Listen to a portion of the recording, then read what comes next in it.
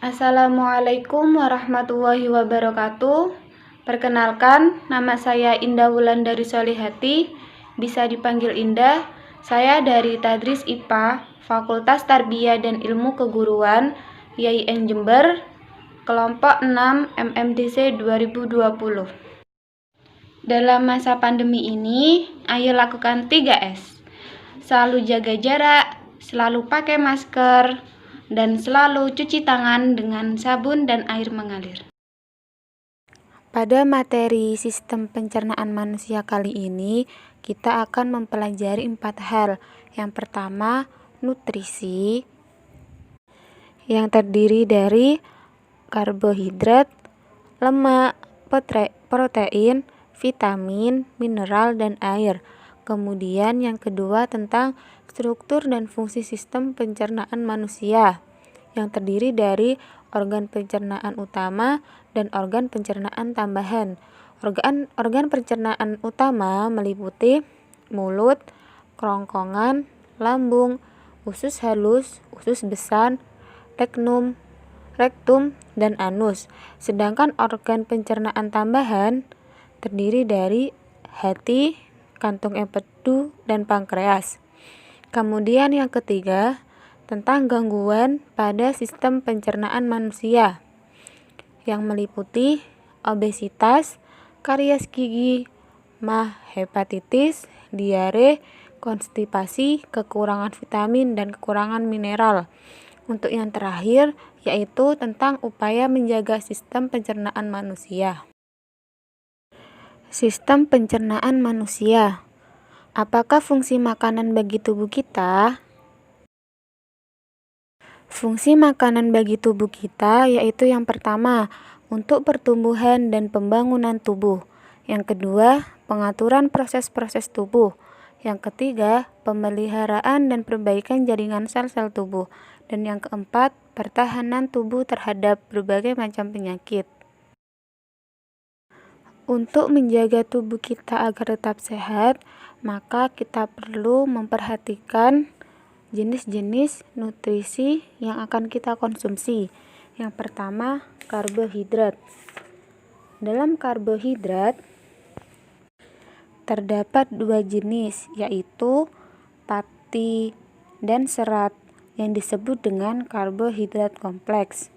Pati dan serat biasanya terdapat pada makanan yang mengandung gula, contohnya buah-buahan, madu, dan susu. Setiap molekul karbohidrat terbuat dari karbon, hidrogen, dan oksigen. Karbohidrat merupakan sumber utama energi bagi tubuh kita. 1 gram karbohidrat itu akan menghasilkan 4,1 kilokalori. Terdapat 3 jenis karbohidrat. Yang pertama, gula, pati, dan serat. Untuk gula itu biasa disebut dengan karbohidrat sederhana, sedangkan pati dan serat itu disebut dengan karbohidrat kompleks. Makanan seperti roti gandum atau sereal, kacang-kacangan, sayuran, dan buah-buahan merupakan sumber serat yang sangat baik, karena di sana mengandung karbohidrat yang lengkap. Namun, mengkonsumsi karbohidrat juga harus memperhatikan kapasitasnya agar tidak terlalu berlebihan, karena jika mengkonsumsi karbohidrat terlalu berlebihan dapat menyebabkan penyakit gula atau diabetes. Yang kedua, lemak. Lemak atau lipid diperlukan tubuh kita karena dapat menyediakan energi sebesar 9,3 kilokalori per gram dan dapat melarutkan vitamin A, D, E, K dan menyediakan asam lemak esensial bagi tubuh manusia. Selama proses pencernaan, lemak dipecah menjadi molekul yang lebih kecil, yaitu asam lemak dan gliserol. Lemak merupakan unit penyimpanan yang baik untuk energi. Kelebihan energi atau makanan yang kalian konsumsi itu dapat diubah menjadi lemak dan disimpan untuk digunakan di lain waktu. Berdasarkan struktur kimianya, lemak dikenal menjadi 2, yaitu lemak jenuh dan lemak tak jenuh. Apa itu lemak jenuh? Lemak jenuh itu merupakan lemak yang padat pada suhu kamar, ditemukan dalam daging, susu, keju, minyak kelapa, dan minyak kelapa sawit. Dan apakah lemak tak jenuh itu? Lemak tak jenuh itu biasanya cair pada suhu kamar. Lemak tak jenuh biasanya ada pada minyak nabati serta dalam biji-bijian. Lemak jenuh yang berlebihan dapat meningkatkan kolesterol darah yang dapat menyebabkan penyakit jantung dan stroke. Yang ketiga, protein.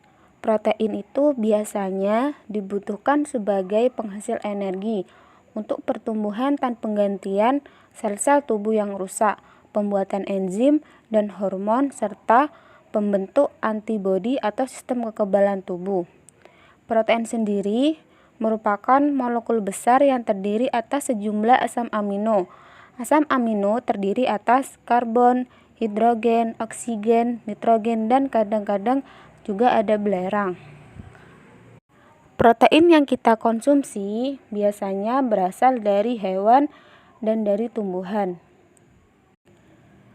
Bahan makanan yang mengandung protein hewani contohnya daging, ikan, telur, susu, dan keju.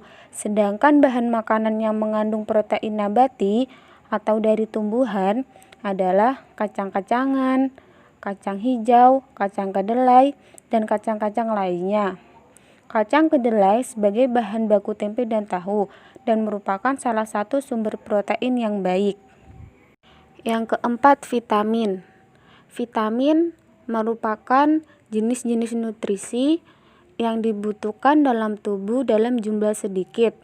Walaupun dibutuhkan dalam jumlah sedikit, namun harus ada karena vitamin diperlukan untuk mengatur fungsi tubuh dan mencegah beberapa penyakit.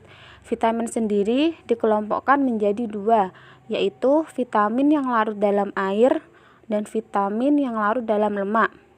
Vitamin yang larut dalam air contohnya vitamin B dan vitamin C, sedangkan vitamin yang larut dalam lemak contohnya vitamin A, D, E, dan K. Khusus untuk vitamin D dapat terbentuk ketika kulit terkena sinar matahari karena di dalam tubuh ada provitamin D. Walaupun jumlah vitamin yang dibutuhkan dalam tubuh kita jumlahnya sedikit, tapi jika tubuh kita kekurangan vitamin akan menyebabkan beberapa gangguan di dalam tubuh. Salah satu contohnya sering kita jumpai dalam kehidupan sehari-hari. Bila kita kekurangan vitamin C, akan menyebabkan sariawan. Untuk pengobatannya atau pencegahannya, kita dapat mengkonsumsi buah-buahan yang asam seperti jeruk, stroberi, atau asam jawa. Yang kelima, mineral. Tubuh kita memerlukan sekitar 14 jenis mineral, di antaranya kalsium, fosfor, kalium, natrium, besi, iodium, dan seng. Mineral merupakan nutrisi yang sedikit mengandung atom karbon. Satu jenis makanan yang kita konsumsi ternyata dapat mengandung lebih dari satu jenis zat gizi. Misalnya, pada susu terkandung protein, lemak, serta juga mineral yang berupa kalsium. Mineral berfungsi dalam proses pembangunan sel, membantu reaksi kimia tubuh, serta mengangkut oksigen ke seluruh tubuh dan membentukkan dan pemeliharaan tulang. Beberapa mineral dalam tubuh kita dibutuhkan dalam jumlah yang sangat sedikit, sebagian juga dibutuhkan dalam jumlah yang cukup banyak. Yang keenam, air.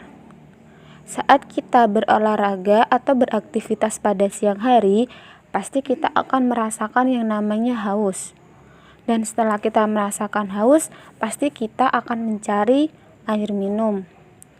Air penting bagi tubuh kita untuk menjaga kelangsungan hidup. Karena sel-sel tubuh kita membutuhkan air untuk beraktivitas. Di samping itu, nutrisi yang masuk ke tubuh tidak akan digunakan oleh sel-sel tubuh bila tidak terlarut dalam air.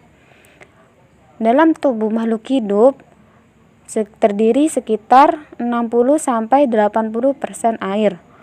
Tubuh dapat kehilangan air ketika bernapas, berkeringat, buang air besar maupun air kecil.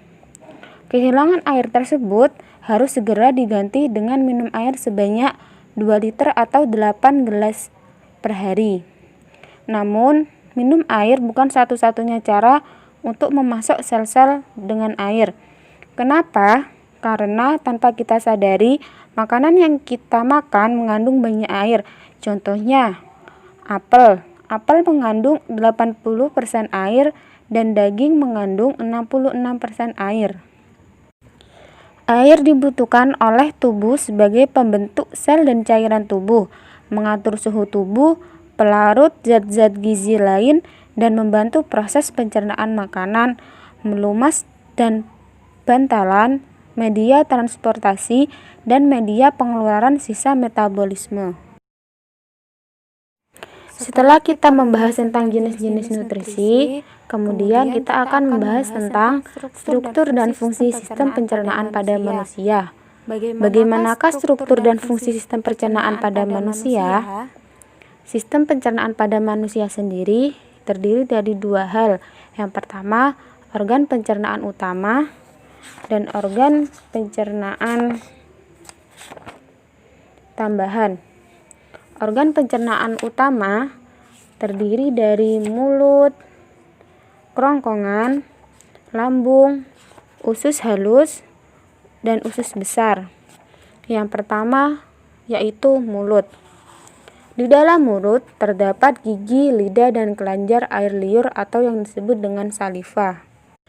Air liur yang terdapat pada mulut mengandung mukosa atau lendir, senyawa yang berfungsi sebagai antibakteri dan enzim amilase atau dikenal dengan enzim ptialin. Enzim ini akan mencegah molekul amilum menjadi molekul maltosa. Di dalam mulut terjadi pencernaan makanan secara mekanis dan kimiawi. Pada gambar di samping telah disebutkan organ-organ yang ada pada mulut, yaitu ada bibir, langit-langit atas, nula, lidah, gigi geraham, gigi taring, dan gigi seri. Yang kedua, kerongkongan atau esofagus. Setelah melalui rongga mulut, makanan yang berbentuk bolus akan masuk ke dalam tekak atau faring. Faring merupakan saluran yang memanjang dari bagian belakang rongga mulut sampai ke permukaan kerongkongan. Pada pangkal faring terdapat katup pernafasan yang disebut epiglotis. Epiglotis di sini berfungsi untuk menutup ujung saluran pernapasan agar makanan tidak masuk ke saluran pernapasan. Setelah melalui faring, bolus akan menuju ke esofagus atau yang disebut dengan kerongkongan. Otot kerongkongan ini akan berkontraksi sehingga menimbulkan gerakan meremas yang mendorong bolus ke dalam lambung. Gerakan otot kerongkongan disebut dengan gerakan peristaltik. Yang ketiga, lambung. Setelah dari esofagus, makanan akan masuk ke lambung. Di dalam lambung terjadi pencernaan mekanis dan kimiawi. Secara mekanis, otot lambung berkontraksi mengaduk-aduk bolus, sedangkan secara kimiawi, bolus tercampur dengan getah lambung. Getah lambung mengandung asam klorida atau HCl, enzim pepsin, dan enzim renin. HCl di sini berfungsi untuk menjadikan ruangan dalam lambung bersifat asam yang memiliki pH 1-3 sehingga dapat membunuh kuman yang masuk bersama makanan. Sedangkan enzim pepsin akan menghidrolisis atau memecah protein menjadi pepton atau campuran dari polipeptida dan asam amino. Dan sedangkan enzim renin akan mengendapkan protein keisin yang terdapat dalam susu. Setelah melalui proses pencernaan selama 2-4 jam di dalam lambung, bolus menjadi bahan kekuningan yang disebut kimus atau bubur usus. Kimus akan masuk sedikit demi sedikit ke dalam usus 12 jari. Pengaturan ini akan dibantu oleh adanya sfinkter, yaitu otot-otot yang tersusun melingkar antara lambung dan usus 12 jari. Yang keempat, usus halus. Usus halus memiliki panjang sekitar 8,25 meter.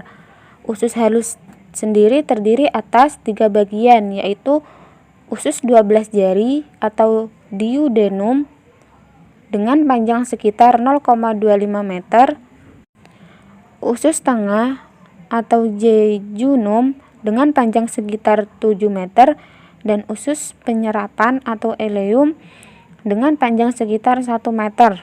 Dalam usus halus sendiri terjadi pencernaan secara kimiawi. Pada duodenum terdapat saluran yang terhubung dengan kantung empedu dan pankreas. Getah pankreas mengandung enzim lipase, amilase, dan tripin. Enzim lipase akan mencerna lemak menjadi asam lemak dan gliserol, sedangkan amilase akan mencerna amilum menjadi maltosa. Sedangkan tripsin akan mencerna protein menjadi polipeptida. Pencernaan makanan dilanjutkan ke jejunum. Pada bagian ini terjadi pencernaan terakhir sebelum zat-zat makanan diserap.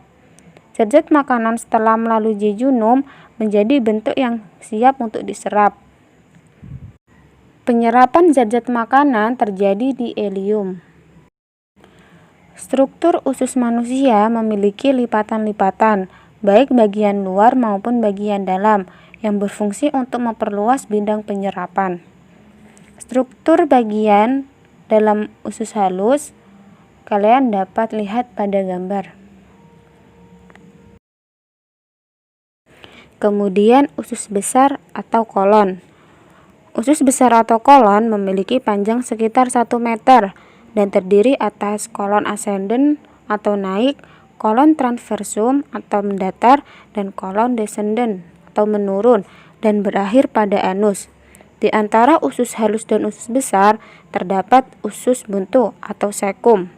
Pada ujung sekum terdapat tonjolan kecil yang disebut umbai cacing atau appendix yang berisi massa sel putih yang berperan dalam imunitas.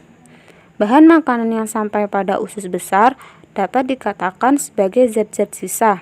Zat-zat sisa ini berada dalam usus besar selama 1-4 hari. Zat sisa tersebut terdiri atas sejumlah besar air dan bahan makanan yang tidak dapat dicerna, misalnya selulosa.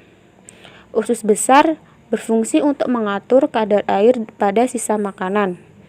Bila kadar air pada sisa makanan terlalu banyak, maka dinding usus besar akan menyerap kelebihan air tersebut. Dan jika sebaliknya, bila sisa makanan kekurangan air, maka dinding usus besar akan mengeluarkan air dan mengirimnya ke sisa makanan. Di dalam usus besar terdapat banyak sekali bakteri Escherichia coli yang membantu pembusukan sisa-sisa makanan tersebut. Bakteri itu mampu membentuk vitamin K dan B12. Sisa makanan yang tidak terpakai oleh tubuh beserta gas-gasnya yang berbau disebut dengan tinja atau feses dan dikeluarkan melalui anus. Selanjutnya yaitu organ pencernaan tambahan. Organ pencernaan tambahan ini terdiri dari hati, kantung empedu, dan pankreas. Hati merupakan kelenjar terbesar dalam tubuh. Berada pada bagian rongga perut sebelah kanan di bawah diafragma.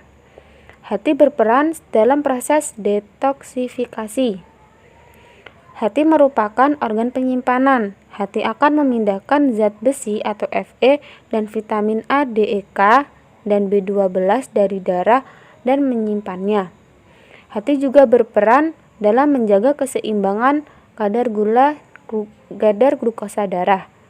Ketika kadar glukosa dalam darah rendah, hati akan melepaskan glukosa dengan cara memecah glikogen. Bahkan jika dibutuhkan, hati akan mengubah gliserol, asam lemak, dan asam amino menjadi glukosa. Selain itu, hati juga mengatur kadar kolesterol, dalam darah. Yang kedua, kantung empedu. Kantung empedu merupakan organ yang berada di bawah hati. Kantung ini menyimpan getah empedu yang dihasilkan oleh hati. Getah empedu berwarna kuning kehijauan karena mengandung pigmen bilirubin. Bilirubin merupakan pigmen yang terbentuk dari pemecahan hemoglobin. Getah empedu akan dikeluarkan ke usus halus dan berperan dalam mengemulsi lemak. Kemudian yang ketiga, pankreas. Pankreas merupakan organ yang berada di balik perut di bagian belakang lambung. Sel-sel pada pankreas akan menghasilkan cairan pankreas yang akan masuk ke dalam duodenum melalui saluran pankreas. Getah pankreas mengandung sodium bikarbonat atau NaHCO3. Pada enzim-enzim pencernaan yang berperan dalam pemecahan karbohidrat, protein dan lemak, pankreas juga merupakan kelenjar endokrin yang menghasilkan hormon insulin. Hormon ini berfungsi mengatur proses pengubahan glukosa dalam darah menjadi glikogen. Kemudian yang disimpan dalam hati. Selanjutnya, gangguan dalam sistem pencernaan dan upaya untuk mencegahnya. Gangguan tersebut antara lain obesitas, MAH, karies gigi, dan diare. Obesitas itu merupakan suatu kondisi tubuh yang memiliki kandungan lemak berlebih sehingga dapat menimbulkan efek negatif pada kesehatan. Cara atau upaya untuk mencegahnya yaitu rutin berolahraga dan mengatur pola makan. Yang kedua, karies gigi. Karies gigi merupakan gigi berlubang yang kerusakan gigi akibat infeksi bakteri yang merusak lapisan gigi sehingga merusak struktur gigi. Cara atau upaya untuk mencegahnya dengan memperhatikan kebersihan gigi. Kemudian yang ketiga, MAH. MAH merupakan penyakit yang disebabkan karena peradangan atau iritasi pada lapisan lambung. Cara atau upaya untuk mencegahnya yaitu yang pertama, makan teratur. Yang kedua, makan secukupnya. Yang ketiga, cuci tangan sebelum makan. Dan yang keempat, hindari makanan pedas dan asam. Dan yang keempat yaitu diare. Diare merupakan penyakit pada saluran usus besar yang disebabkan oleh infeksi bakteri dan protozoa. Upaya atau cara untuk mencegahnya yaitu yang pertama yaitu dengan menjaga kebersihan makanan.